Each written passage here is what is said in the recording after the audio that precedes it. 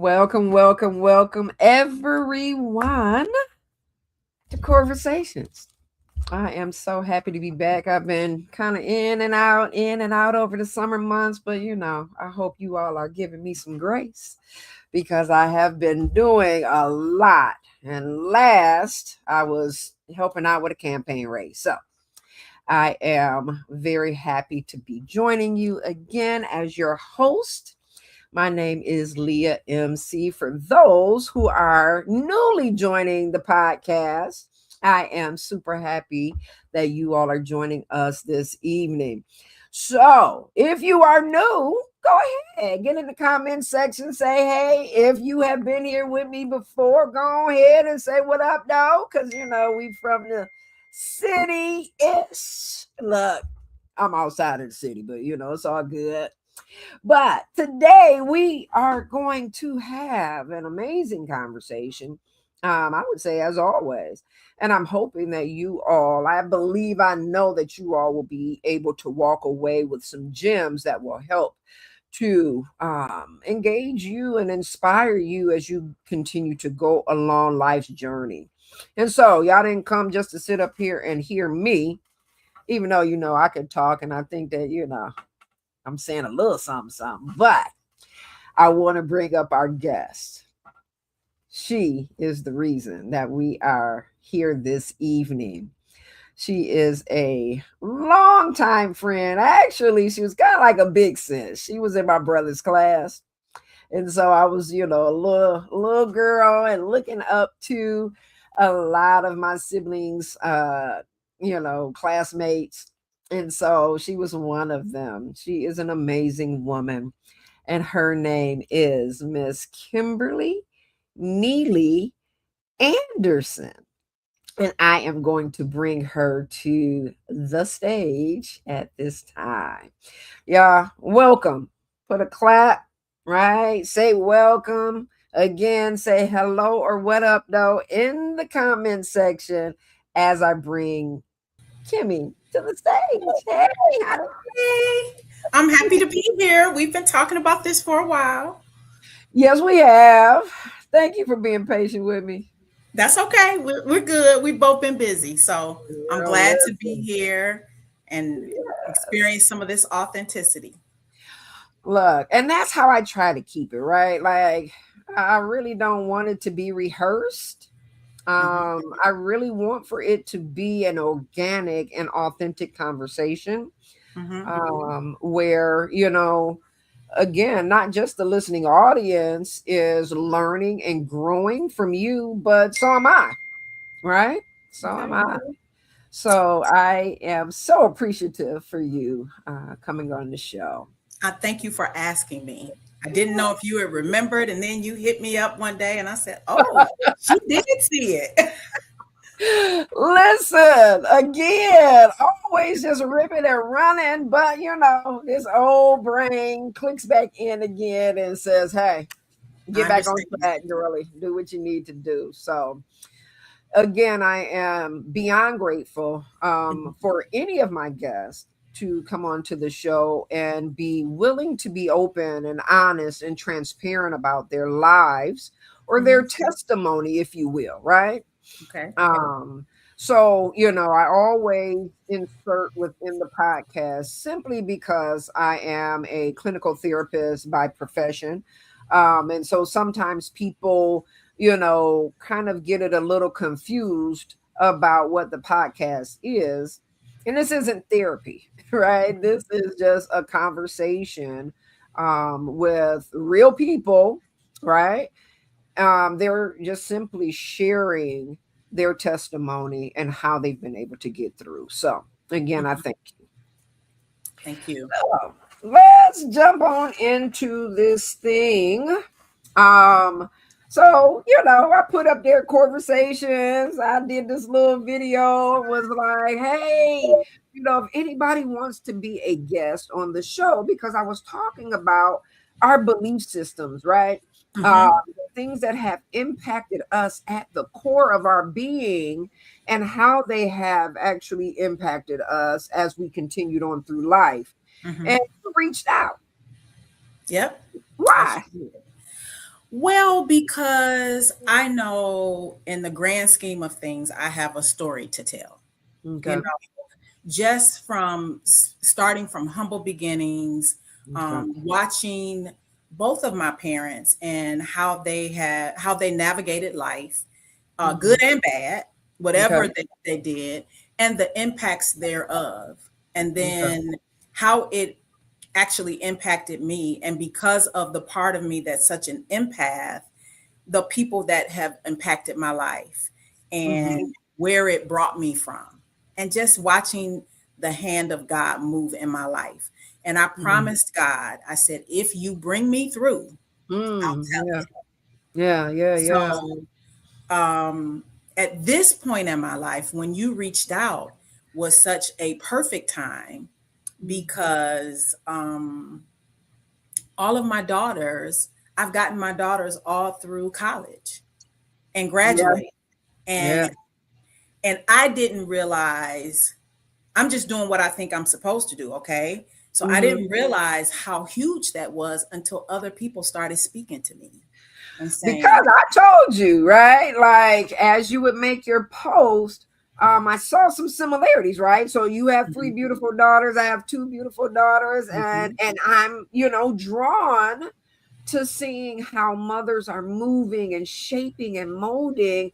And I just saw greatness emitting from you right through your babies. thank you." Yes. Yeah. Yeah. So that's a huge part of my testimony. And so that's why I kind of said, yep, it's time for me. You know, other people have asked for a book, and I'm like, God, is Mm, this what you really want me to do? You hey. know, but I'm leaning in, and I'm going to be a willing participant of what God is requesting of me. Wow, wow, beautiful, beautiful. You said something though. You said that you are an empath, Mhm. right? Could you break that down just a little bit more when you say that this is, a part of the character traits that you possess? So when other people are facing things or dealing with things, I feel deeply Mm, behind some of the things that people face. And at a younger age, I didn't really know what that was. I just know that I had a compassion that was beyond even my age limit at the time. You okay. know, I'm kind of always for the underdog. You Yeah. know, um, the ones that I've seen a lot of people be mistreated by others. So the ones that I've seen mistreated by others, you know, I kind of defended them. Mm-hmm. And I think it kind of started when I was very young. I was extremely shy, Mm, and okay. I got, like many, because I'm not unique, I got bullied, you know, and sometimes bullying is not even intentional. People don't know what they're doing, but I was bullied by maybe older family members or, in Mm-hmm. school, you Yeah, know. yeah. I've seen you have the conversation about colorism. I dealt with the colorism thing, being my Mm-hmm. mom being fair skinned and me being darker skinned. And And that's so, a whole nother conversation. right. A Exactly. big one. Yeah. Ex- Wow. So, that compassion, and I didn't know what it was, but it was like I bear the burdens of other people, Mm, and mm. heavily, like to a degree that, even my mom would say, you love hard. Wow, wow. I do. And I didn't know why, but this is just how it started out. And as I got older, I started to kind of nurture Mm, this, and because it can help you and it can hurt you. So, it could be a heavyweight for sure. yes. So I want to pull this picture up. I always ask my guests, I said, hey, when we look at how we are impacted throughout our lives, most times it starts very early. And like you said, you don't necessarily put your finger on it per se, right? When Mhm. you're going through your developmental process, things are just happening, right? As Right. life is occurring, then you show up right? And figure this thing out as best as you can. And so when I asked you for an early childhood picture, this is what you sent. Mm-hmm. And you Yes. said that this picture, it was kind of like a good depiction of Mm-hmm. who you are today or how life has been for you. You see that in baby Kim. How Yeah. old were you here? I must have been about 3 or 4, maybe. Okay. Mm, very young. Uh-huh. And that's who I was. It shows so much of who my personality was, how I felt, what I needed. Mm. You can, if you look at that picture, you see what I need right there. Yeah, yeah, And yeah. Mm. um, so I was like, this is perfect. Wow, wow. Now you saying some stuff. You dropping some heaviness right now. Huh? But I'm not gonna jump into it just yet, Hmm. right? What event was this? So this was my mother's friend's wedding, Okay. and my mother was a bridesmaid, Okay. and I was a flower girl. Okay. Okay. And so when you're saying, as you look at this picture, right? Because I just see a little girl, right? Hmm. Mom's not necessarily paying attention to you, right, through the lens of visualization. Like Right. eyes are on you, but there was still knowledge of where you were. Hmm. I see protection here. Hmm. I also kind of see restraint. Hmm. What are you seeing when you say this encapsulates Kimmy? So what I see is fear. Mm, And fear led a lot of uh, my youthful years. I okay. was led by fear. I was shy. Okay. So prior to this picture, there was a picture of me coming down the aisle, Okay. throwing the flowers, but crying. But what I Okay. also see is my mother holding me for protection, Yeah. Yeah. because she knew I needed that protection, that reassurance. And I'm leaning into her, Okay. Okay. like I need you. Yeah. Yeah. So that's what I see, and that dominated a number of years in my life. Not necessarily where I leaned into her, but I often needed protection at a young age, or Mm, even up until adulthood. But I stayed silent about it. I was mm. very shy, extremely shy, and I didn't get a revelation on that until a couple of years ago. Wow. Wow. So, as you're describing what you see, Hmm. right? I'm starting to see it Hmm. because we know that they always say a picture paints a thousand words, Hmm. right? And so you can come up with your own perceived thought of what is, but it's not until you speak to either the artist or the one that is actually centered in this in a photo that Hmm. you get clear insight, right?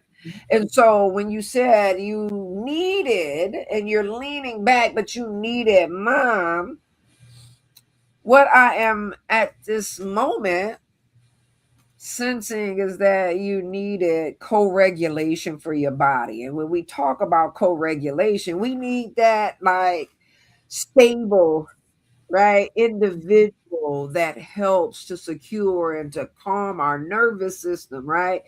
In the trauma world, we call that our solid object. Was that mom Okay. for you? It was my mom, my dad, and my grandmother. Okay. It was my maternal grandmother was my because my maternal grandmother lived my paternal grandmother lived in Alabama, but my Okay. maternal grandmother was very, very present in my life. So Okay. it was my mom, my dad, and my maternal grandmother for me. Okay. Okay. And so, even as early, right, our bodies let us know what we need, even if we don't necessarily, right, Mhm, can stick our finger at, hey, mama, my nervous system is dysregulated right now. mhm, I'm anxious. I'm nervous. I'm fearful. Help me, mhm, right? So, you said that this was pretty much your existence for the majority of your childhood. mhm. Yep. Where would you see from your vantage point, as you see, I have my little logo up there, and it's this apple, right, and it's this bite out of this apple. Mhm. And a lot of times I like to use the analogy of the little worm getting in and beginning to erode away at this apple, which is Okay. a where would you say that this anxiety and fear truly came from at a age of 3 or 4? So I can't put my finger on that.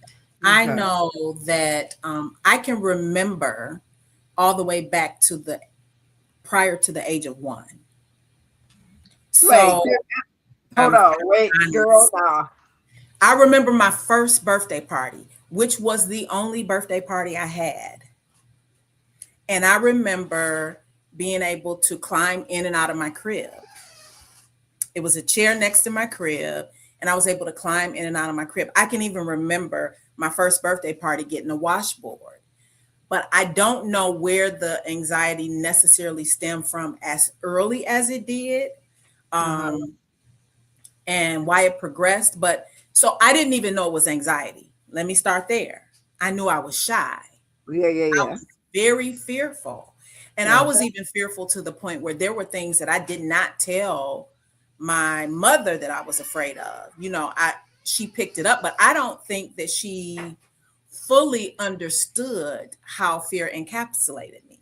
Hmm. Yeah, yeah. So Uh, I don't think any of my adult family understood it. They dealt with life as they knew it. And yeah. so I don't think they fully understood, like, okay, we got to deal with her a little bit differently. Hmm. And because I don't think they actually pulled things out of me Mm. Okay. that Okay. to try to make a shy child comfortable. Mm. So more so accepting of who you present as. Yeah, and then teasing, teasing, even adults that tease, and I don't think they meant any harm, but Yeah. they teased. Um, and I can remember my uncle calling me turkey, Okay. and it was because I was like a little butterball, Okay. and I hated it. Yeah. And Yeah. he might come and pick me up from school, and he would say, "Come on, turkey," and I didn't share with them how much I hated it. I don't know how my body language presented, or whether I cried. I don't recall, but I hated it. Wow. Wow. So those were some of the things that made me even more shy. Mm. So parents didn't pull it out of you, and you didn't necessarily offer, right? By speaking up for yourself, right? No, Which most children don't, right? They no. just kind of end up owning what's Hmm. happening to them. Hmm. And a lot of times they wear this label, it becomes them, right? Exactly. So, would you say that you then began to wear a mask? Um, I don't. I don't know. That's a good question. I don't know that I think I wore a mask. I think that I internalized a lot. Okay. And I can tell you when that internalization turned and pivoted, turned the corner, and I became extremely vocal. Okay. Okay. Around what age? Yeah, 17. I was a little vocal before 17, but I was angry and vocal at 17. Mm. Yeah. And where would you say that that anger was directed at? So it was directed at a lot of things. One, I was shy. So I internalized a lot. I didn't say the things that I wanted to say to people. I did not. I let people get away with saying things to me, Okay. and I held them. I dwelled on them. I thought about them. Um, and by 17, I was angry. I Yeah. was angry at the adults who tried to violate me, Mm. like a Mm. man who lived in my grandmother's building. He had tried to snatch me up in a hallway. And I had enough knowledge to say, I snatched away and I ran. And I told my grandmother, Uh-huh. I said, Grandma, don't tell my mama. Because I Mm. knew if my mama knew, she was going to tell my daddy, and that was not You're gonna going to. be lights But out. I was angry about that. I was angry at another older man who had no teeth.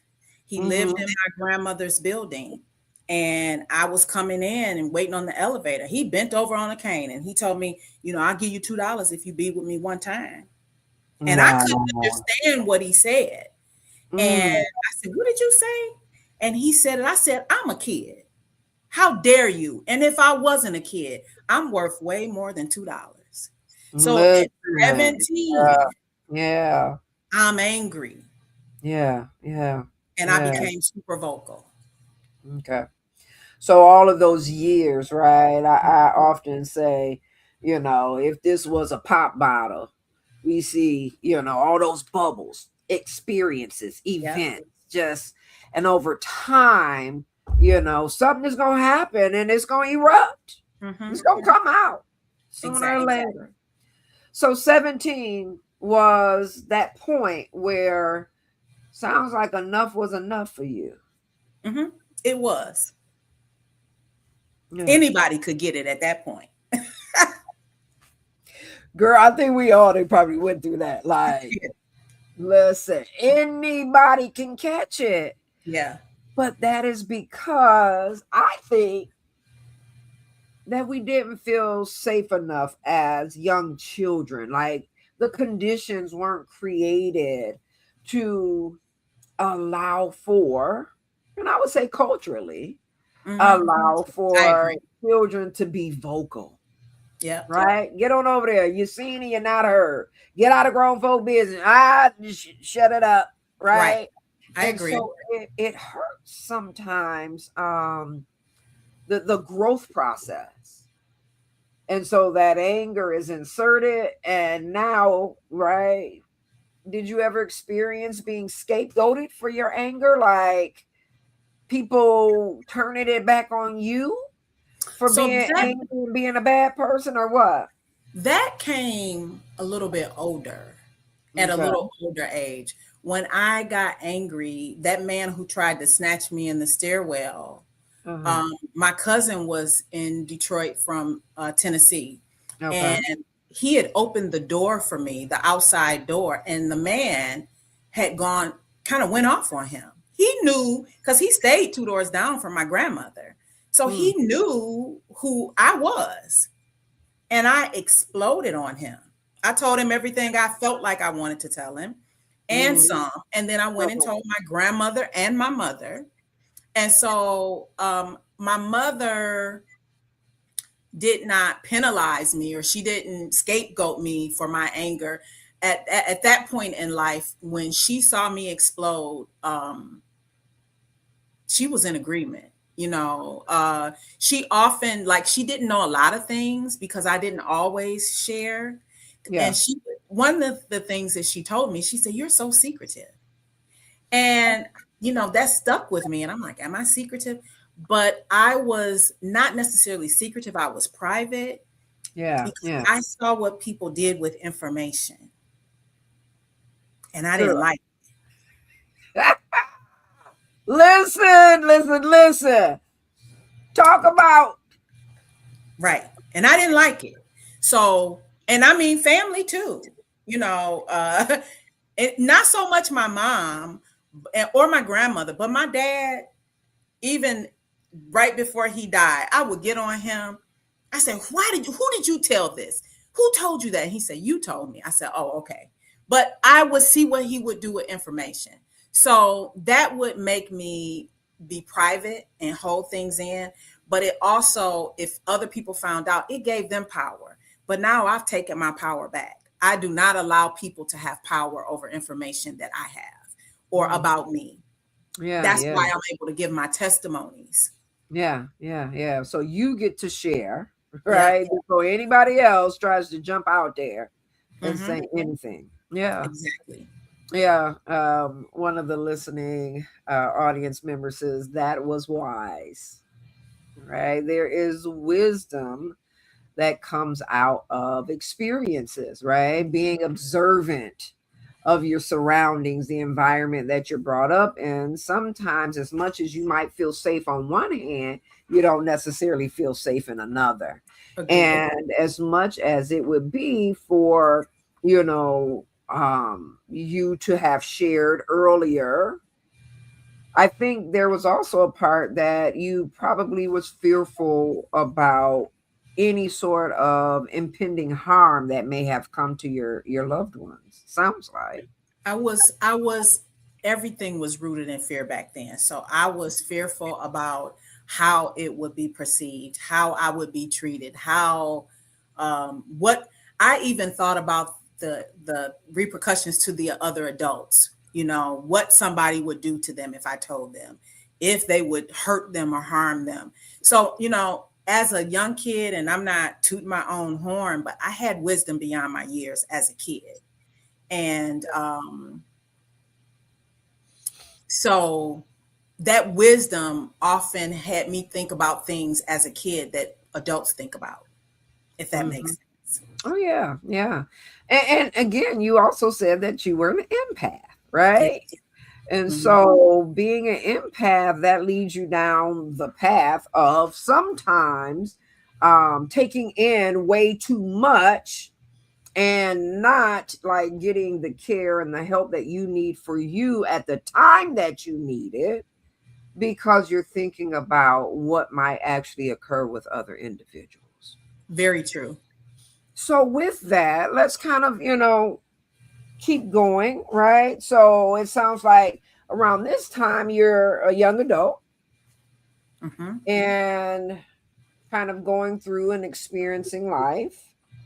When you and I talked a little bit, there are, some references to feeling like not only family, right, but extended family had put you in a position where you felt betrayed, right? Where you experienced a measure of betrayal from those that you thought should love you.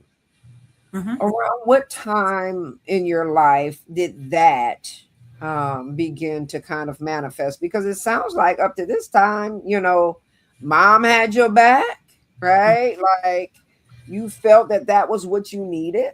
Grandma seems like had your back. Hmm.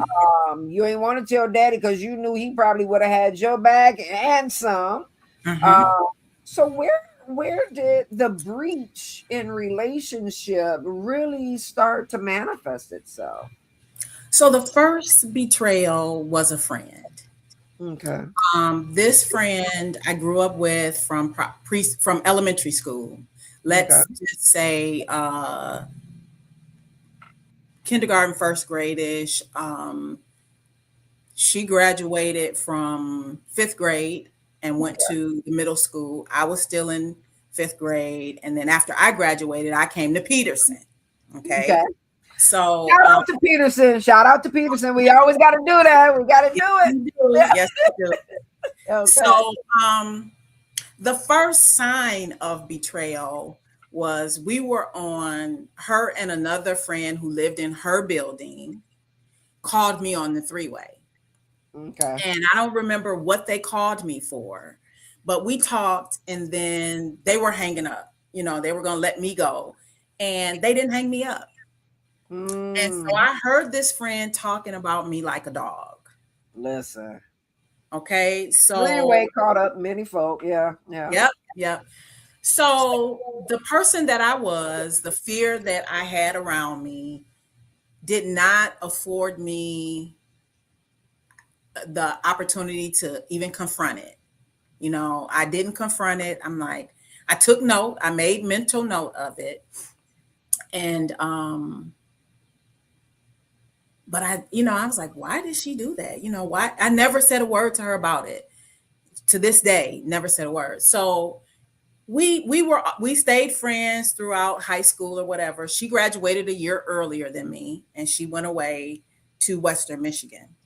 And I'd gone to Martin Luther King by that time, and I'm a senior.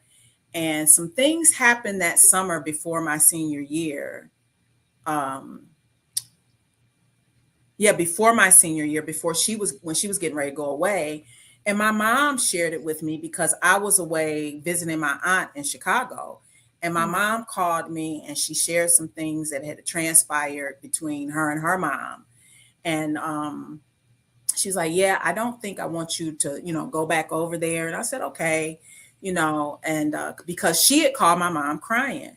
But my mother was this person who was philanthropy was her work. Okay.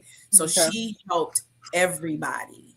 Mm-hmm. And this young lady, when she came back from school and I graduated, I'm preparing to go to Prairie View. And she had found her a summer job, and what I need to say is that we grew up in the Brewster projects.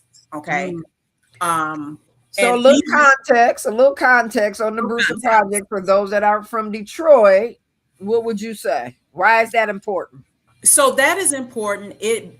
That those projects produced a lot of wonderful people that Smokey Robinson came through there, Stevie Wonder came from there, the Supremes were birthed from there, and then they were the first housing projects in the United States.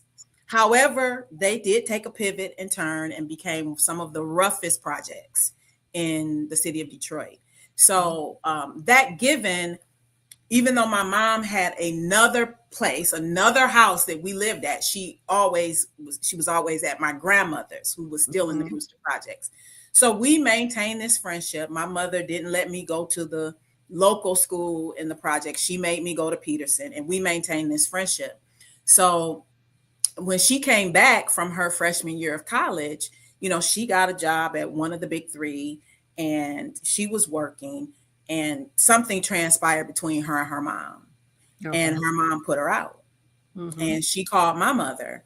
And when she called my mother let her come and stay with us. Well, then she decided she wanted to go to Prairie View. And she told my mom, she said, I've been accepted to Prairie View. She said, oh, okay, that's good. She had gone with me to some Prairie View mixers that some of the alumni was having. Mm-hmm. And she liked it and she wanted to go. Well, fast forward, we get there. My mom finds out that she didn't get accepted.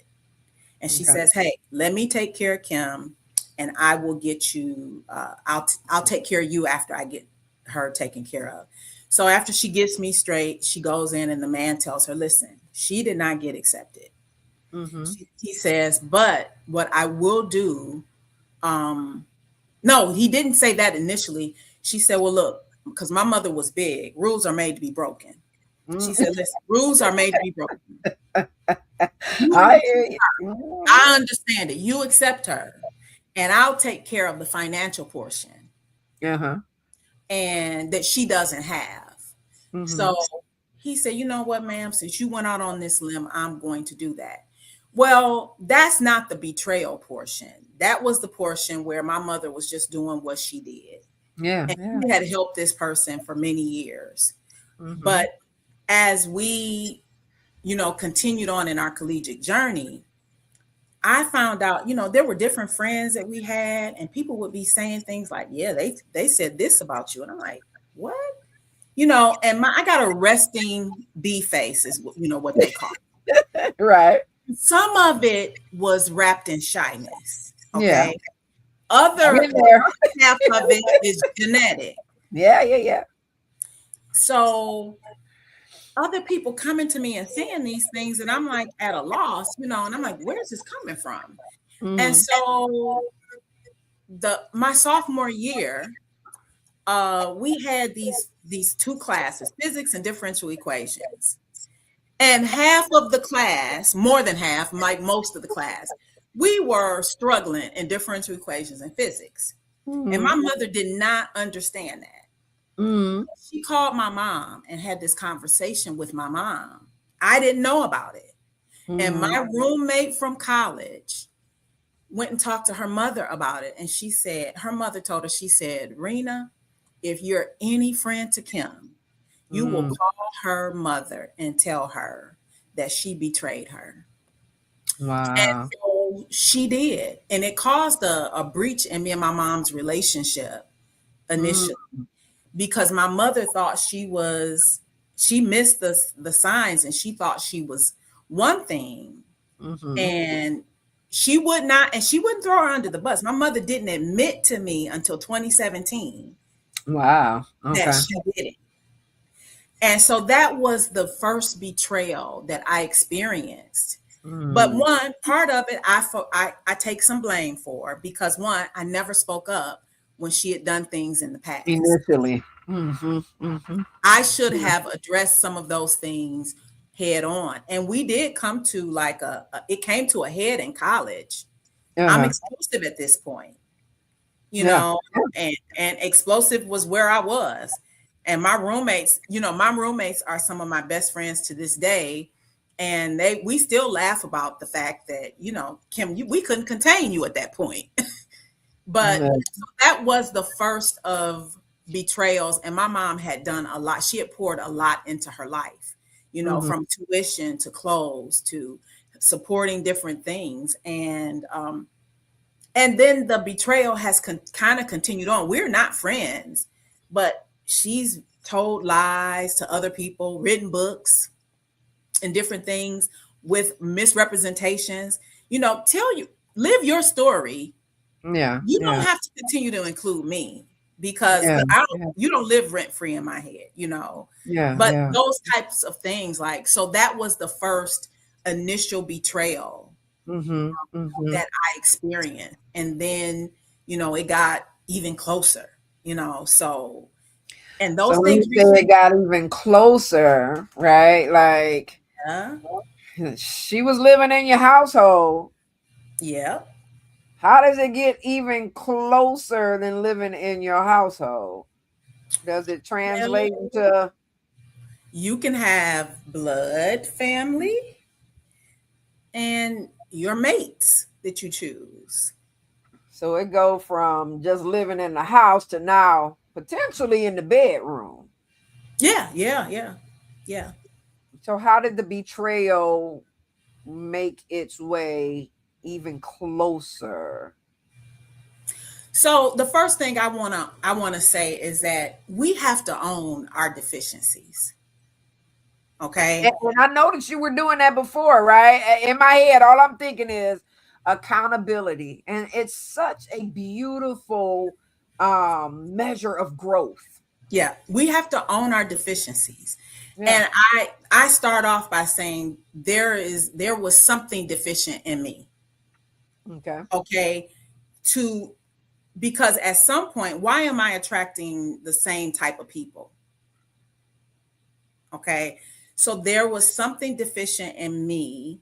And I think it may have come from maybe some form of abandonment Mm, that I felt like I experienced and didn't know it, because okay. I've had to do some deep thought about this.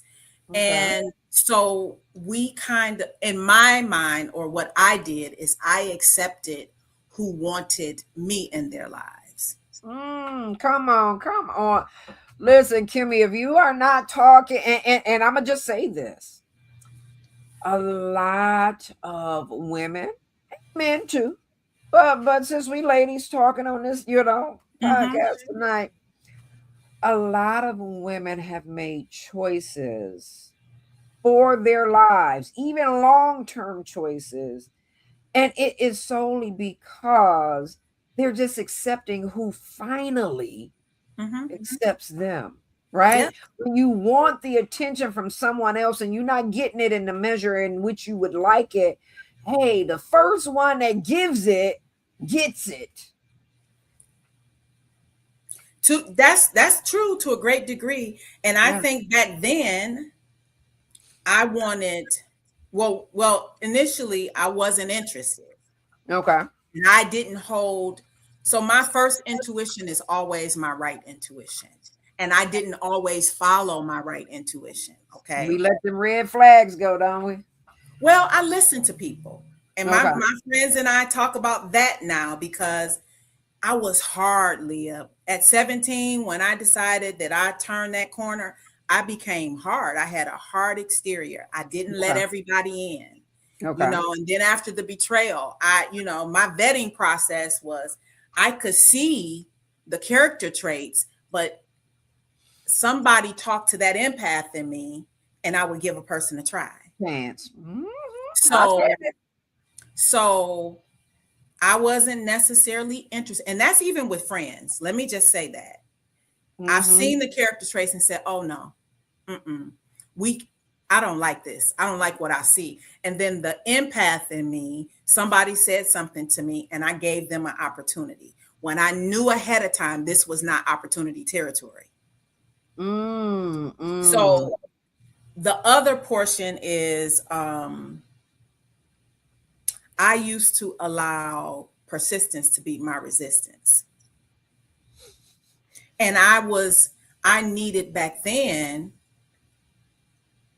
So I love my daddy. Let me say this. Yeah, yeah. My daddy made me feel like I was the best thing next to sliced bread, Mm-hmm. Mm-hmm. but he was inconsistent. Mm. I ain't Yeah. taking nothing away from him because Yeah. he Yeah. knew how to love me. Yeah. So some of what I knew I needed to be loved like my daddy loved me, but he did not properly prepare me for accepting suitors. Okay. Yeah. And Yeah. so I accepted attention over intention. And that's horrible. That's Because horrible. you were filling in the gap, right? Like Of dad whatever. is present and I know what that feels like and I like that. And Mhm. that absence, right, says, well, what do I do in the meantime? And Mhm. in the meantime, right, somebody is able to slip in with the consistent, they always say you get the representative first. Mhm. And Well, a lot of that, yeah, yeah, pursuit is consistent, in my opinion. yeah, Pursuit is consistent. It's absolutely. after pursuit that you start to see. But I can honestly say I saw certain things up front, but the empath in me said, "Hey, give them a chance. You too hard. I've been hard on other people. Give them an opportunity. And my best friend, she tells me she's sorry today. She said, "Give him a chance. Here you are. You're not giving him an opportunity. He's calling. He's doing this. Um, but the person you're interested in, they off doing whatever they want to do." And so, her power of influence in my life, I listened. Yeah, I said, yeah, "Well, she's right. And he pursued me properly. yeah, yeah, yeah, yeah. So So that's you took the evidence, right? The evidence of what was, because in our, debriefing before we talked, and again, y'all, this is straight organic. I'm just rolling along with you, Mhm. with the audience, but you kind of, informed me that you were a very black and white thinker. And so black and white is evidence. What does the evidence show? The Exactly. evidence showed that he was showing up consistently, and that's what you desired. Yep. Yep. And I nothing agree. else mattered in that time. Wow. He was Wow. showing up. He was pursuing. He was doing things that my dad did because my dad would shower me with things. So those things showed up. And those were, these are boxes that are being checked off. Yeah. And here Yeah. I am studying, problem solving and engineering. And okay, you checking off this box and you're checking, I'm getting a trend. I'm getting data points and a trend. So this is looking good. Listen. But was it an outlier? Uh, I just, like you said, we get representatives, Yeah, and yeah. people put, even us, even no, even me. When I'm giving the interview for a job, I'm Oh giving yeah, you the best, Kim. I'm not absolutely. telling you about my shortcomings or the things that I struggle with. So Yeah. that's what we do, and I gave my representative. Let me be very clear. Oh yeah, Um, absolutely. my representative was kind of quiet. She, I was truly shy. Yeah. That was who I really was. But when I got with my friends or people that were in my inner circle, I laughed, I talked, but I gave I gave some of my representative. But my representative is mean. Okay. So Okay. she's mean to the men. Yeah. She cuts them down. She does, she's raw. Yeah. They don't get the empath. Mm-hmm. And for Mm-hmm. some reason, the men like the mean. Because they love to chase. Exactly. Something about it. I'll never forget. My ex used to be. I love when you mad. That is the most like absurd thing in my mind, Yep. right? I want peace and joy and happiness, but there is some attraction or allure to that rough and tough side. Maybe it's Mhm. a Detroit thing. I don't know, but I, it's I there. have had men to tell me that they like the Detroit part. And, I was cut and dry. I was like, look, nope, this ain't happening, and I'm really soft on the inside. For real, for real. I'm super gooey, mushy, soft on the inside. And I'm giving you this rough, tough. I'm not interested in you. This ain't happening. And they like it. So how did he get into the ooey gooey? How did So he break through? the pursuit went on for a few years. Okay. And down to, I can remember when he came to take me out once, and uh he said, and I wasn't interested. I didn't like him. I was home for the summer. It was something to do. And I'm just being completely honest. And he said, what if I told you you're going to be my wife and the mother of my three kids? I said, I'll never be your wife or the mother of your three kids because I don't like you like that. What they say when you say like that? Listen. But his persistence beat my resistance. Wow. Wow. Yeah. His persistence beat my resistance. And that seems like it's sitting heavy with you right now, just saying that. Um, the biggest issue that I have is to pursue like he pursued, and to waste my time. And my time I can't get back.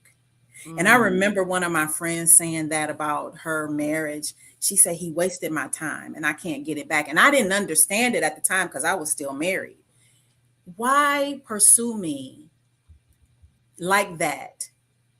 Um, I wanted children because I'm my mother's only child. I'm my father's baby child.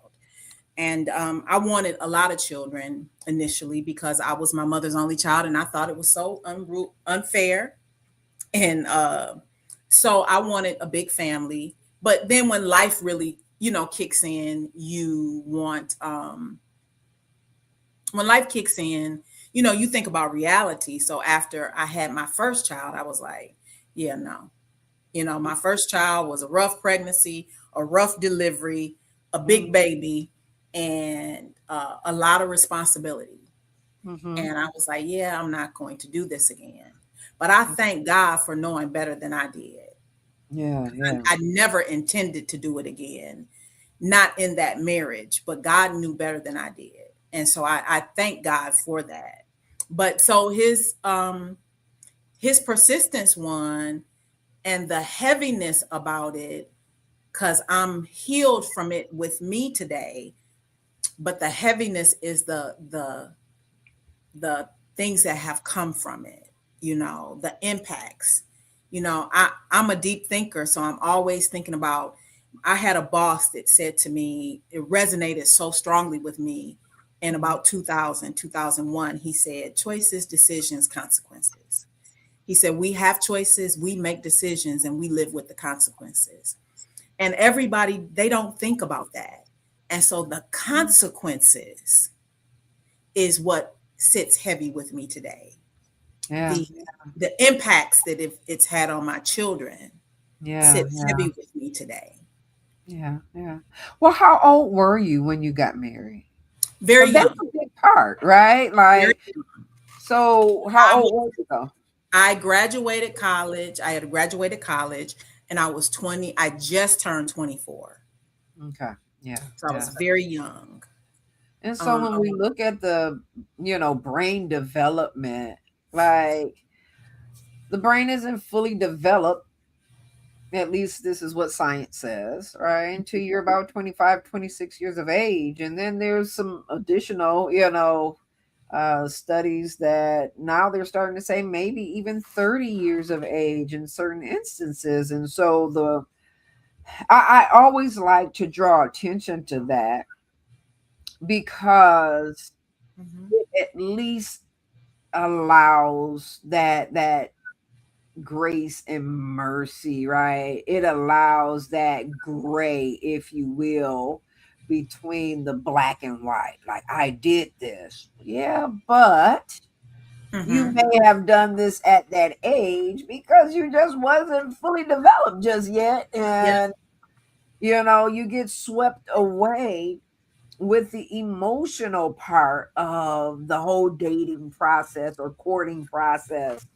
And so I wanted to just kind of highlight that for our listening audience that sometimes, we can just solely get caught up in the black and white of this was a mistake without knowing and understanding that we were still underdeveloped and not fully baked yet. So we Yeah. gonna make some errors, right? We gonna make some poor choices based off of the emotionalism of the event. So yeah, Right. yeah. Yeah. So 24, got married, started to have children, right? Where was the betrayal at there? The betrayal was the the infidelity. Okay, okay. Infidelity. And let me say this, you know, I am a black and white person. So, Mhm. or I was a black and white. I see areas of gray now. And back Okay. then, there were things that I couldn't understand. Now, let's go back to this childhood personality Yeah, where I kept everything internal. I yeah, didn't share. yeah. I didn't share with anybody. So I'm dealing with these things and I don't know how to talk about it Mm, because fear is living at the forefront.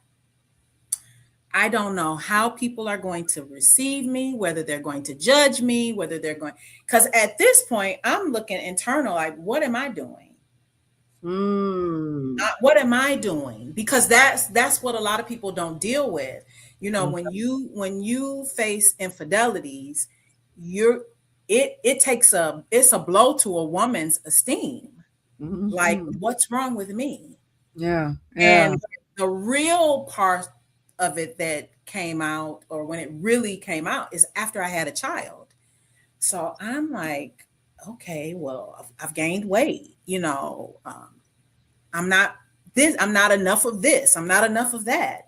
Maybe I'm not doing enough. So you're looking at yourself, but you don't understand.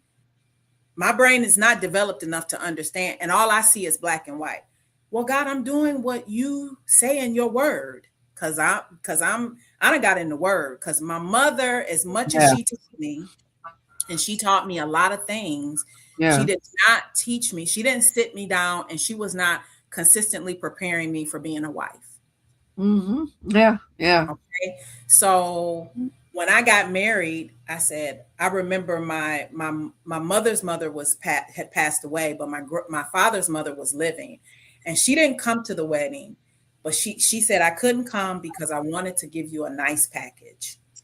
And I called her and she poured into me, and she talked to me about, you're gonna have to let some things go. You're gonna have to You're not going to show up to every battle. And it was like a really huge moment in my life for me. And so I got into the word.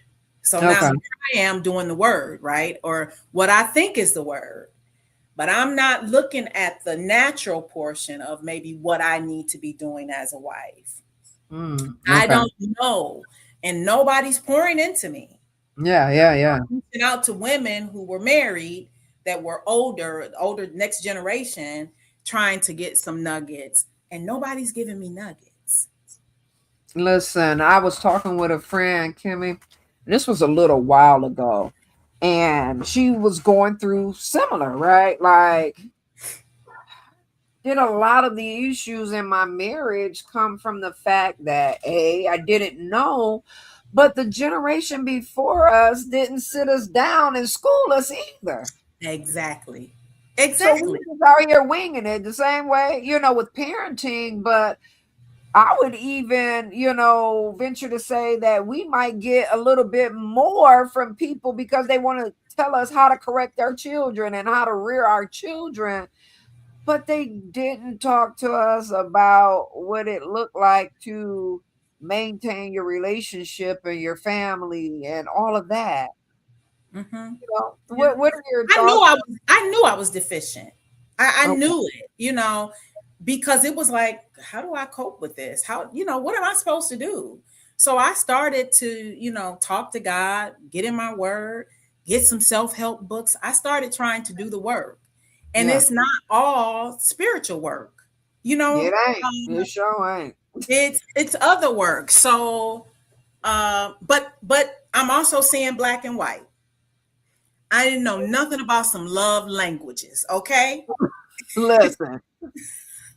let's keep it Yeah. real. I didn't know nothing about love languages, and what language does he need to be loved in, and what language do I need to be loved in. So Absolutely. you got to take a look at the whole picture. Even for me, and it was after I got divorced that I could see some things and say, I realized I didn't give him what he needed. Mm, I still wow. don't think that's justification to go outside, Yeah. because I think, and I've told this to many men, because I'm better friends with men than I am with women. And I've told Uh-huh. this to many men. I said, it ain't her. I said, uh, it is a position of the heart to be faithful or unfaithful. Yeah. I do know my love language. We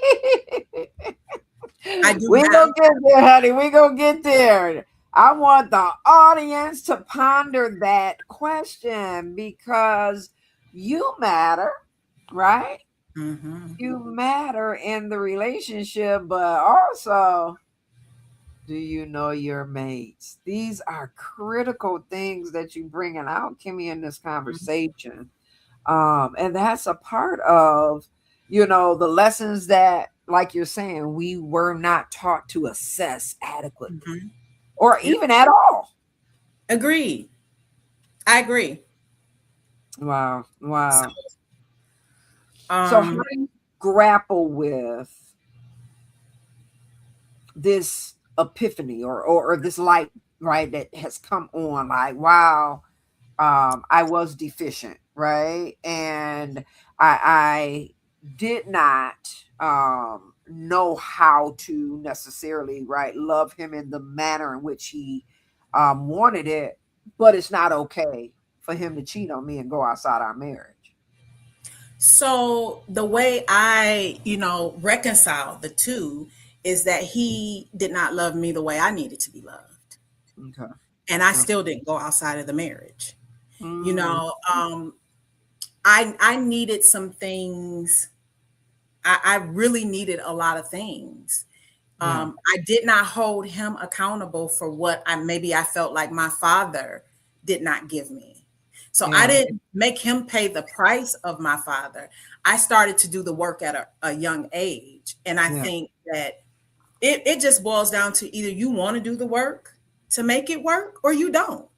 Yeah. Yeah. And Yeah. I knew that when I got married, I always said that because my parents were divorced, I never wanted my children to be from a broken home. And Yeah. so that translated into me dealing with a lot of things that I think were unhealthy to deal with.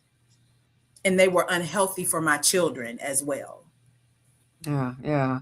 I often talk to individuals and share with them, Kimmy, that, you know, as individuals have difficult moments in their relationships, a lot of times they always say, I'm staying because of the kids, Mm-hmm. right? Um, but oftentimes they don't even check in with the kids to see if the kids want them to stay together. So do you think that's just an excuse to stay within the relationship because, it's a way that it softens the blow of remaining, or what do you think? So I didn't want my kids to be from a broken home, but I Uh-huh. got to take it back to my youth, my childhood. I stayed out of fear. Yeah, yeah, yeah. That was the number one reason. And shyness is really a fear of what people think. Absolutely. So Yeah. I was out of a fear of God because, we were in them scriptures every day at Yeah. Peterson. And That's fire how and brimstone.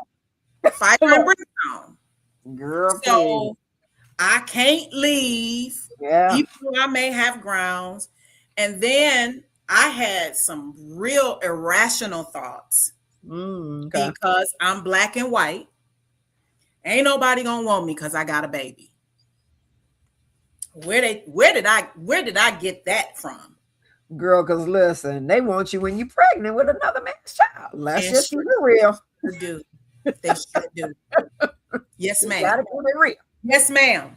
I got more attention during my second pregnancy. I said, what is wrong with these men? Yeah, So that So, but it was rooted in fear. It was fear of what people thought. It was fear of how am I going to make it? It was fear of they're going to dog me. It was fear of God's going to be angry with me. It was fear of I can't get married again. It was a lot of fear. And mm, so at the 10-year mark, mm-hmm, um, he crossed a bridge that was just too much. And I okay, filed for divorce. mm-hmm, mm-hmm, But at this point in the marriage, I have two kids, okay, and I gone to this attorney mm-hmm, because I'm fire and brimstone angry. okay, Okay. okay, And I go to this attorney and she says, tell me why you want a divorce. And I am fasting and praying because prior to me getting to the place where I'm going to go see an attorney, my mother had bought me the book, The Power of a Praying Wife. I started that book the January 1st, 2002. My uncle's girlfriend, she called me. He said she wants you to give her a call. She called me. She said, Kim, I was in the airport, and she said, I'm not trying to be in your business. She said, but the Lord told me, I saw this book, and I said, oh, that's interesting. And the Lord told me to buy it for you. She said, so I was obedient and I bought the book, and I want to give it to you. And so I got the book, and it was The Power of Praying Wife. So one, that's confirmation, right? And absolutely, then I had been in a prayer service, and this lady had spoken some things into my life. And she literally described my home, she described my front door, and she described what I was going through. And she said, this is not the season to crouch, but the season to invade the impossible. So mm, I'm fighting. I'm fighting. I'm fasting. I'm praying. I'm before God, you know.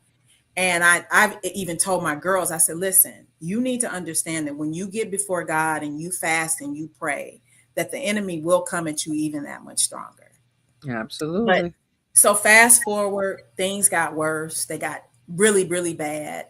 And I go to see this attorney. And this attorney asked me, and so I tell her why I feel like I need a divorce, what's going on, all the details. And she said to me, listen, I don't believe in divorce. This is actually going to be, if I take this case, it'll be my last divorce case. She said, but I don't think you need a divorce. I think you need to wait on God. So I'm like, wait a minute. Look. What? Okay, God, what are you trying to say? So I'm at the point where I'm feeling like, okay, my marriage is supposed to be, you know, and but it still stays hot in the kitchen now. It gets worse. And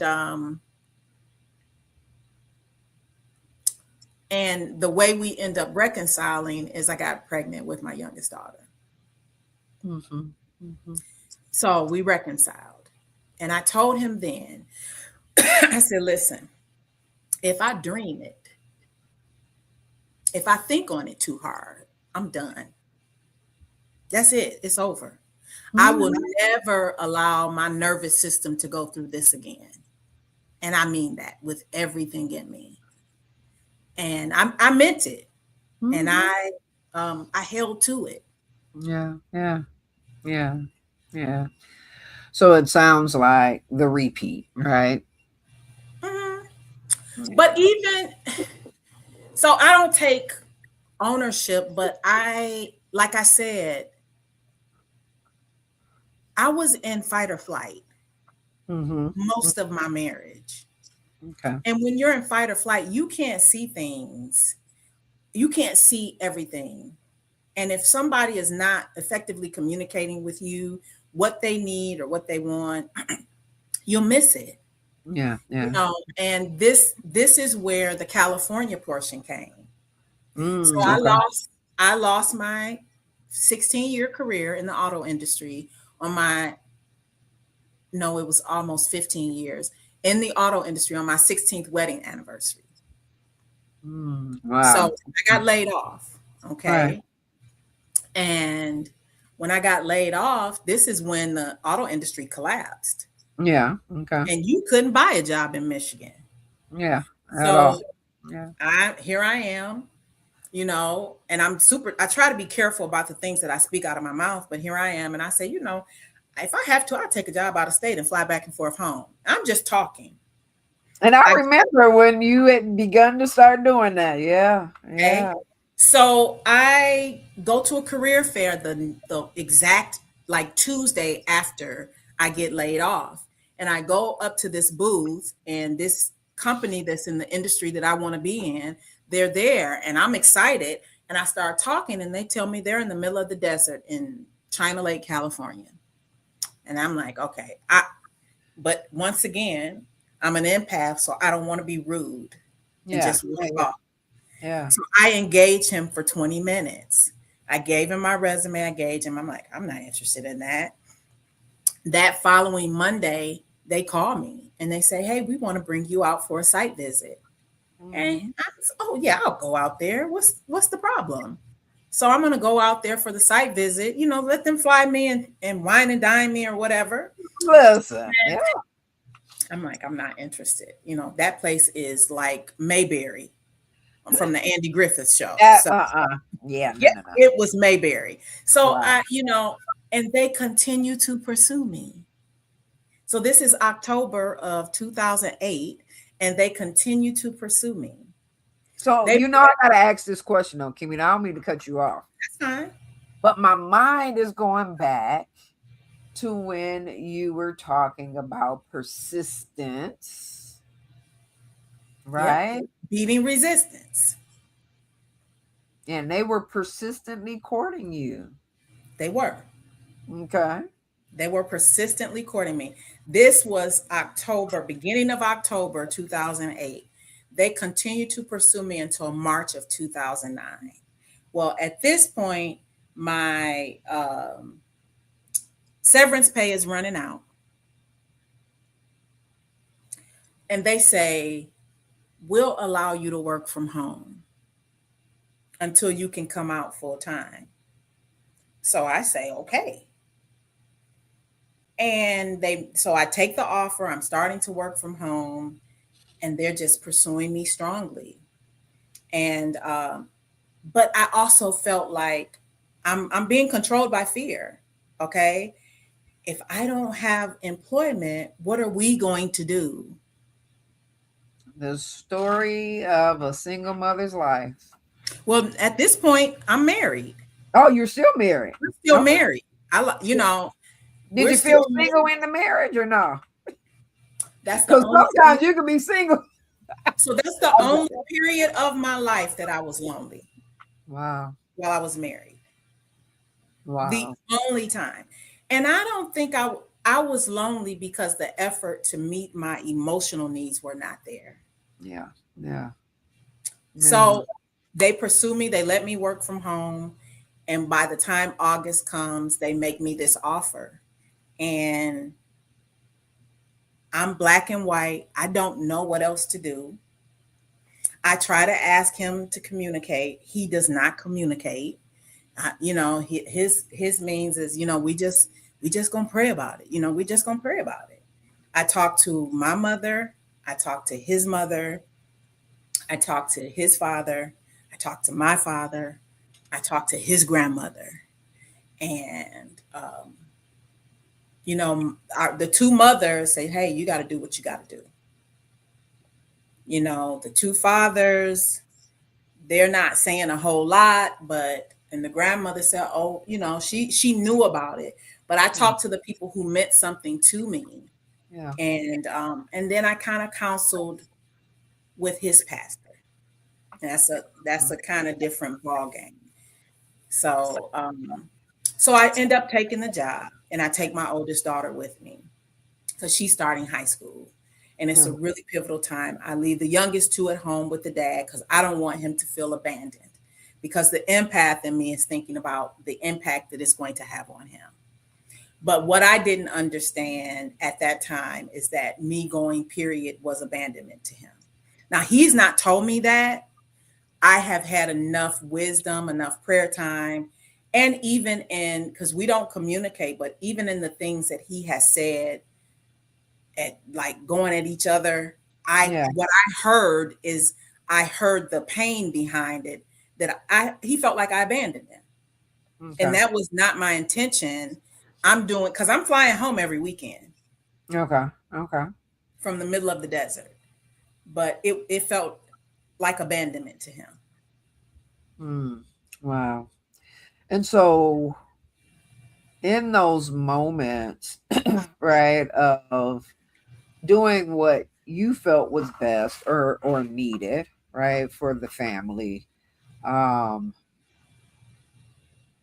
you were still, it sounds like, contemplating divorce. So, no, not at that time. I was not Okay. contemplating divorce. Okay. Um, I was still very much trying to make my marriage work. Okay. Okay. It Okay. was the entrance of someone else that I Okay. said, enough is enough. Now, did you ever go through the feeling of guilt that maybe, right, this abandonment thought process that he had gave justification for the entrance of another? Did you ever So, grapple with guilt from that? so I didn't recognize the abandonment piece until after we were divorced. Okay. Okay. So while we were married, I did not recognize that he felt abandoned. However, here I am. I'm flying back and forth every weekend. His mom got sick, and I would fly in and even help his mom do things for her. I would fly in and do the homework with my kids. I was going to chess competitions, and people probably on Facebook remember that we would be traveling to chess competitions. They would be winning. I was doing projects. I was very present because, one, I hated it where I was in California, Yeah. and it was the hardest thing I ever had to do in my life. The absolute hardest. Um, it was not an easy place to live, period. And Yeah. then to be there, and I'm missing my kids, and immensely. Um, I'm calling them. I would literally, and this is no exaggeration, I would I would fly into Vegas as opposed to LAX because Okay. it was cheaper, Cheaper. and so Mm-hmm. I could afford it. And I was flying Spirit with a backpack, and I would Look. get $26 flights so that I Yeah. could fly. Yeah. And I would drive from Vegas 4 hours in the middle of the night because it was a red eye. It would leave out of Detroit at 8 and get to Vegas at 10. Uh-huh. And I would, when I had my vehicle, I would either get me a cheap room at Circus, sleep for a few hours, and get up and get on the road, and then go to work. Or once I had Wow. driven my vehicle home, I would rent a car. I would sleep in the airport until midnight so that I could change the day of the week. Rent a car after midnight, and then drive. Sleep for an hour or two, and then go to work. And when I got off work, I worked what they call 980s, so 9 hours a day, Yeah. um, and then uh, every other Friday off. And I would go to bed at 5:30 after I got off work and ate dinner. If I didn't go walk or go to the gym, Wow. after I talked to my kids, I would go to bed so I wouldn't have to be woke to live in that. Wow. Wow. And fly out either on Thursday night or Friday night to get home to my kids. And so it became super contentious. It became really ugly. And God made me be quiet. I would be quiet and I would try to pray. And then God let me know that it was about to be really ugly. And so I had to hold my peace because I wasn't trusting how things would go. Yeah. Yeah. So I held my peace, and in 2011, May 29th, 2011, I said enough is enough. It's finished. Wow. And I didn't have the capacity at the time to see the abandonment issue because Yeah. I was in my own state In it. of and I was in my own state of emergency, and my kids were too, you know. Yeah. So I don't think that it had to be ugly though, and it was so ugly. Okay. So Okay. I don't think that it should have been, because at the place where God had me was I was being obedient, and I was following, doing things, trying to do things the right way. I wasn't trying to be malicious. I wasn't trying to be harmful. I wasn't trying to hurt anybody. I Mhm. just felt like I was being treated cruelly, and I was tired. But So but even in that, I even was in, gonna say it sounds like you're 17 again. so no, I said enough was enough, but Yeah. God told me not to file because he didn't want me to make an emotional decision. Okay. Okay. So I knew that I was done. Uh-huh. I spoke up for myself and I said, Okay. this is cruel. This is cruel. Here I am almost killing myself because I was on half of that 4 hour drive from Vegas to California was on 2-lane highway with no street lights. I would be sleepy. I would have to pull over at a gas station and try to catch me a nap. And God had his hand on me. And at the time, I Yeah. didn't see it. I didn't see it. I felt like he had forsaken me, Wow. but he was Wow. still protecting me. Wow. And so I spoke up and I said, I'm done. You know, So y'all the can have reason I said 17 again is because anger. listening in, yeah, you got to that point where you said no more, right? And I Mhm, am going to speak up, right? I am going to express how life has been impacting me. And mhm, it seems as though, right, you took again for a long period of time, you endured, you packed it in, you held it, right? And then that time comes. I often tell people when I, facilitate my domestic violence classes, I often say victims will not be victims forever, right? mhm. That's They won't. powerful. And so I hear that in your story, even though it may be waves, right? Mhm. Different situations, different events or circumstances, that as much as you're an empath and as much as you hold very close to you, right? The realities and pains and emotions of others, that even at a point we all break, Mhm. right? We all, even what, um, Jesus, when he was on the cross, got to a point, he said, "It is finished." Mhm. Those were my three words. It is finished. Wow. And because I felt like I was on the cross. Wow. So, Wow. and my breaking point really wasn't about me. It was about my babies. Yeah, yeah, yeah, yeah, It yeah. was A about my lot of babies. times it is our children that save us. Yeah, it was about my babies. You can mistreat me, but you can't mistreat my babies. Yeah, And yeah. so, and then the people treated me so terribly. Now I'm gonna touch in on that just a little bit, and then we're gonna try to, Pivot. land it, right? We're gonna land the plane in a little bit, but you referenced they did this, like the fear of these people seeing me, right? When you say these people or they, was it a specific like group of Church. people?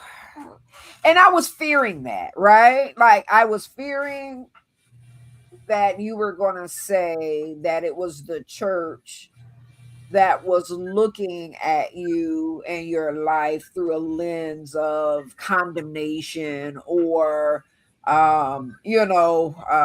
judgment, right? Because it always seems to find its way in people's lives is that those that you love are those that actually bring about additional hurt when we're already hurting, and that's why we go into church.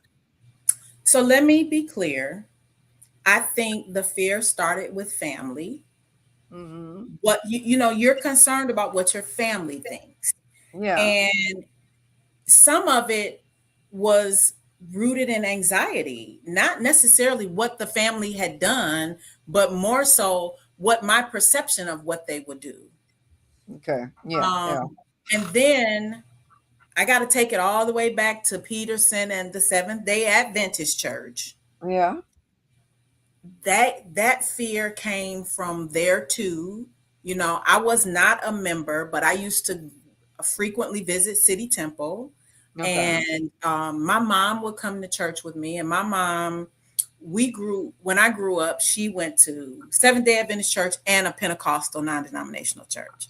So Okay. I got all this mixture going on. Okay, Right. Right. but when she would come to City Temple, Yeah. people would pass her a pamphlet down the aisle telling her she was on her way to hell because she had her earrings on. Come on. Come on. Come on. I'm keeping it real. Kimmy, I mean, and I appreciate you keeping it real. And the sad part is as much as I'm like saying, come on, it's because it hurts me. It's not Yep, because it's new, like yep. messaging, right? That I'm hearing. Um, just a couple of weeks ago, and I ain't naming no names, right? I don't Mhm. believe in doing that. I allow other individuals to share their story. But I was sent a message about the pain that the church had done to this individual who uh, began to just reveal and take it all the way back. Not just that the pain was done to them, but it was done to their parent, it was done to their child, it was Mhm. done, right? And here's my problem, and I know I'm going off on a tangent, but girl, you just struck a nerve. Because we never get an apology. Mhm. You're The right. church never apologizes. You're right. But they expect for if you have done something to someone else, then you're supposed to go through the process that the Bible tells you to bring someone with you, ask Mhm. going, and but the church as a denomination, the church as a whole, the congregation that's aware of things, they never right size the wrong and the harm. Yeah, you're right. That's a problem. It's a problem. And so So they, that impacted you in what way? oh, because here I am doing what I think is right. Even if it's wrong, my intention is pure. Yeah, I am praying, I'm before God. I'm really wearing myself out. Okay. yeah, yeah. They talked and they gossiped and they talked and they said things about why I was gone and what I was doing. Because at that point, I didn't share with everybody what I was doing because I'm not comfortable with sharing. So when they found out, they're whispering, nobody stepped in. I'm not going to say nobody, but the people who were talking, nobody said, you know what, let me go over there and maybe get the girls and comb their hair. The people at the school combed their hair. They were my village. It was the people that were in the world that said, Mm, what can I do to be of some help to you? I'm going to do this. They mm, told me what was transpiring. The two girls were in different schools, and then I got them in the same school, and other people would tell me. And so it was painful, and I stayed quiet. Now, And was I this just, the Seventh Day Adventist church that no, was the no, ones doing all of this? Okay, no. So it was his family church. We had when we separated in at the 10-year mark, we had joined Perfecting Church. And then he went back to his family church, which was Kojic. okay, And I didn't go. God okay, told me, but I needed to attend with him. So I did. So the okay. church people at that church were talking. And I mean, they would tell me what I was doing. I mean, they really told me, oh, you did this. And I would have to, they backed me into a corner. No, I did not. You don't know Yeah, what you're talking about. But I stayed quiet because God was doing some work in me. This wasn't a quiet out of fear. This yeah, was a quiet about allowing God to handle it. And the biggest thing I've asked God to do in all of it, because I felt betrayed, I felt hurt. Um, Nobody felt like they had enough relationship to talk to me and say, yeah, Kim, what's going on? What can I do? You yeah, know, my family and friends did. My yeah, family and my friends helped as much as they could, the people yeah. that I trusted. But what I've asked God to do is vindicate me. Mm, God, I need you to vindicate me. yeah, Because yeah. then some of the lies began, and it got really, really, it got worse before it got better. I lost Yeah. everything. I lost everything. I lost my home. I lost rental properties. I lost all my 401k. That attorney that I told you about at the 10-year mark, she turned on me and she was doing dirty things. Yeah. Listen, I've experienced that. Yeah, The definitely second was attorney, working with the other attorney. yeah, yeah, she was working with the other attorney. And then the second attorney, he was working with the other attorney. And I had to call in somebody who knew the attorneys. Actually, my therapist orchestrated it. And she said, I need you to talk to Kimberly. And as soon as he talked to me, and I kept my word to people, he said, please do not pull me into court. I said, I promise I won't. Yeah, And yeah, he told me he is not executing on your behalf. I got rid of him that day, and I went and got an attorney who brought me to victory and justice. good. And I've sent him so many people. He was a Jew, and Yeah, he was like a pit bull. And so, but my main thing is to say, I ask God to vindicate me. to clean your name. I get it. I get it. Because, and I ask him to clean my heart, create in me a clean heart, because that just because you try to do the right thing doesn't mean that you do the right things. things. And, Absolutely. and not that my intention was never impure or malicious. It was Yeah. always with the right vein in Yeah. mind, and so I didn't want to be walking around trying to be harmful. I thank God that he did not give me a vindictive spirit.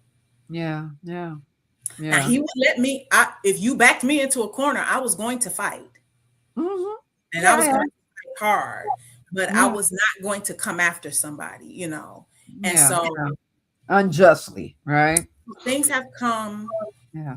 kind of full circle, because if I was what they said I was, I could not have reared girls like I've reared. Yeah. Yeah. Yeah. And I mean that.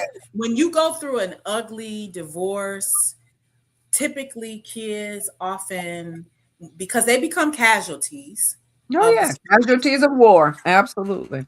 and oftentimes you run into teenage pregnancies, and Yeah. um, you know, they get way out there.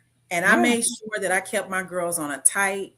I stopped dating. I didn't date. I stopped dating. I dated a little bit and stopped dating because I said my girls need me to raise them. Yeah. Yeah. Yeah.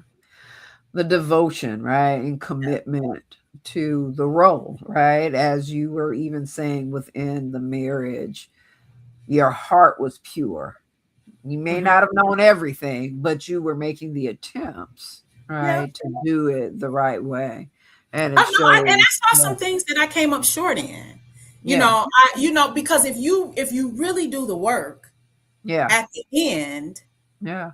because you got to self reflect on you. And there's some things, I wasn't always a praying wife. Yeah. You was a cussing fighting right now. I was a cussing wife. I get it. There was, but I told this to somebody. I actually think he liked me better when I cussed.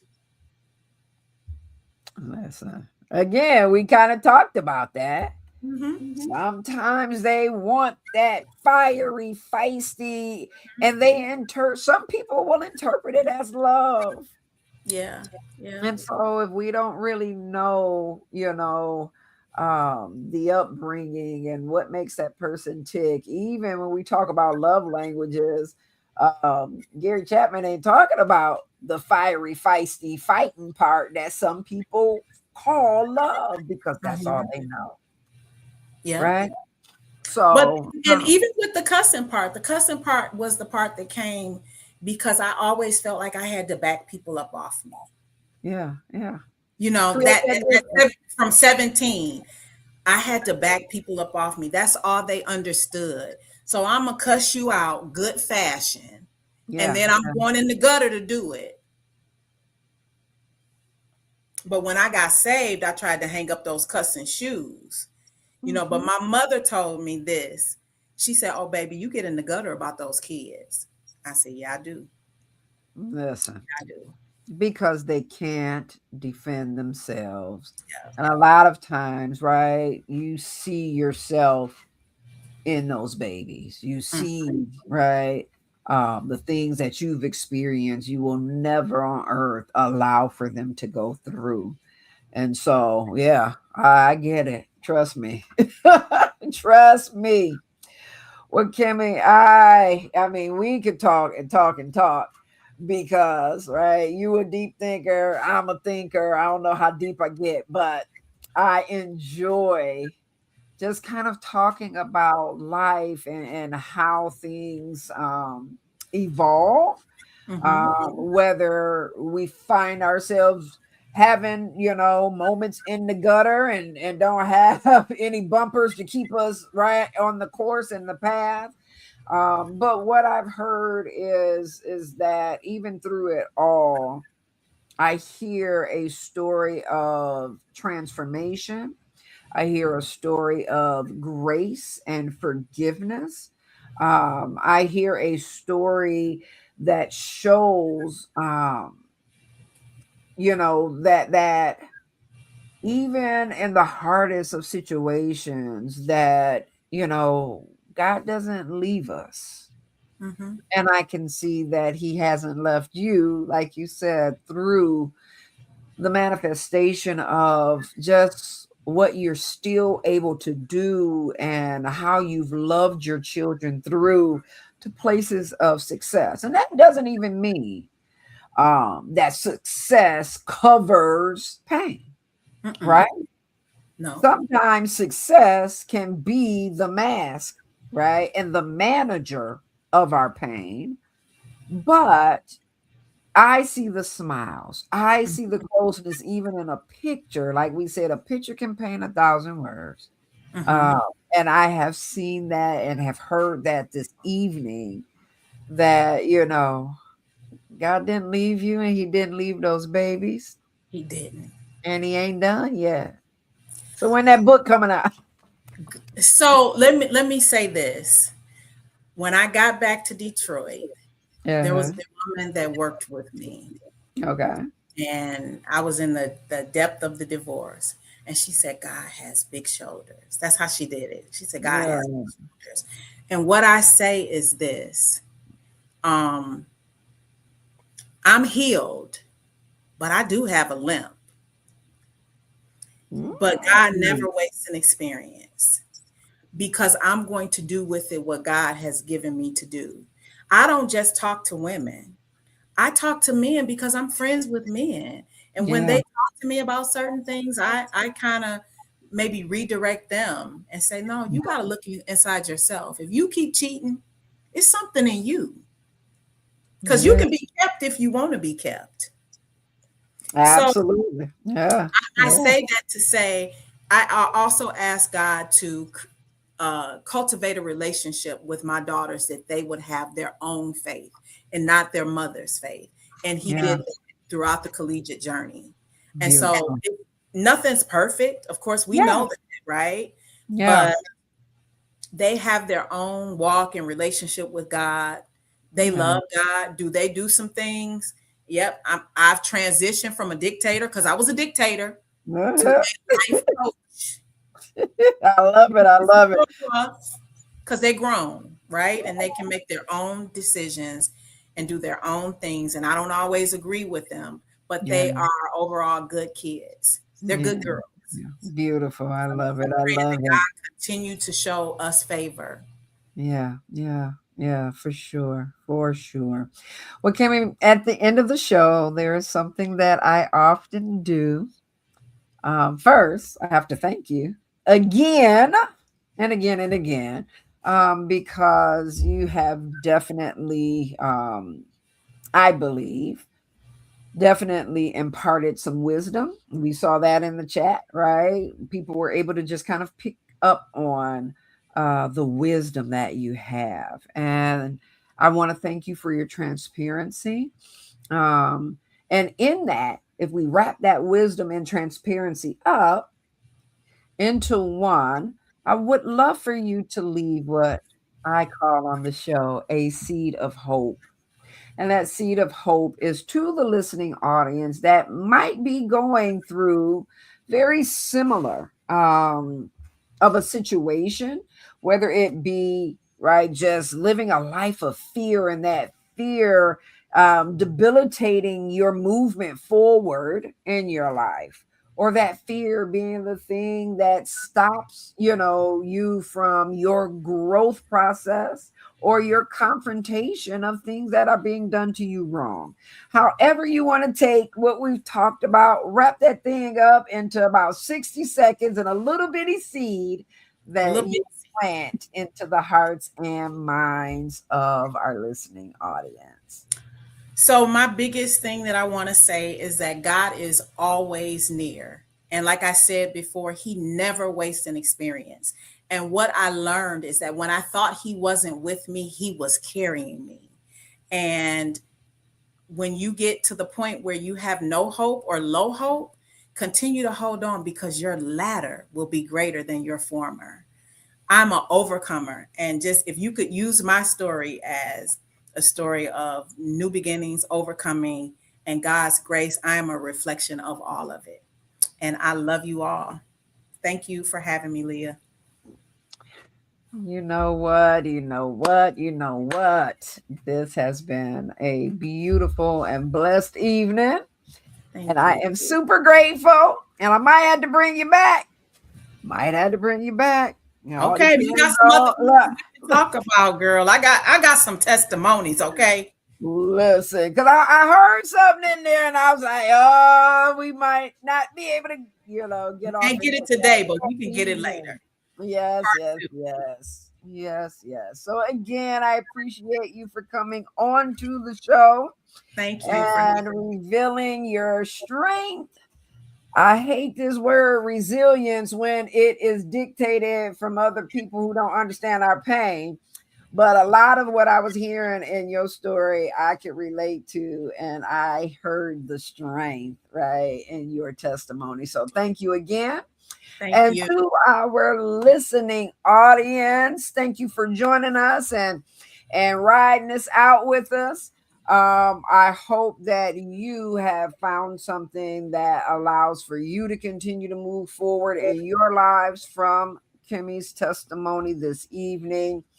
And I will see you on Conversations next week, Thursday at 8 p.m.